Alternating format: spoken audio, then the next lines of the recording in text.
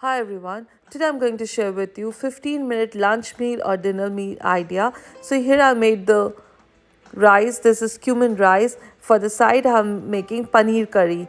So paneer is cottage cheese in English and it is not the one we get in American store. It's different. It's just like tofu. Tofu is made of soy milk whereas paneer is made of milk.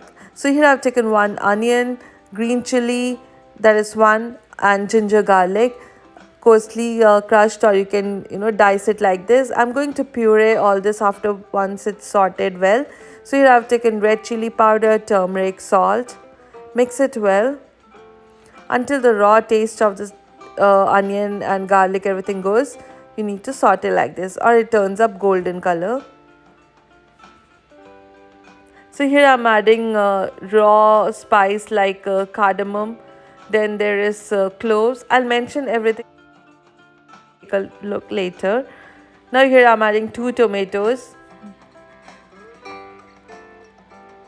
So this is a very easy recipe that you can make instantly, like you have to saute all the vegetables and you don't have to chop these vegetables very small. You just cut it into big size because we're going to puree them.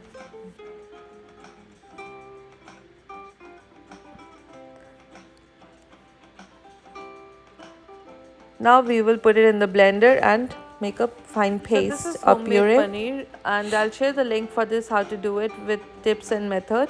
This is quite easy and budget friendly. Instead of buying it from outside or from the store, you can make your at home also. Here I'm adding half cup of green peas. Now we add the puree that we made with the onion, tomato, ginger, garlic. Here I'm adding dried fenugreek leaves, which is optional. You can add dried parsley. Here I'm adding garam masala for extra flavor. I'll share the link for the garam masala that I make at home. I want to add a little more red chili powder for that extra red tint. You can add paprika here. It's quite easy and very flavorful protein rich food that you can make.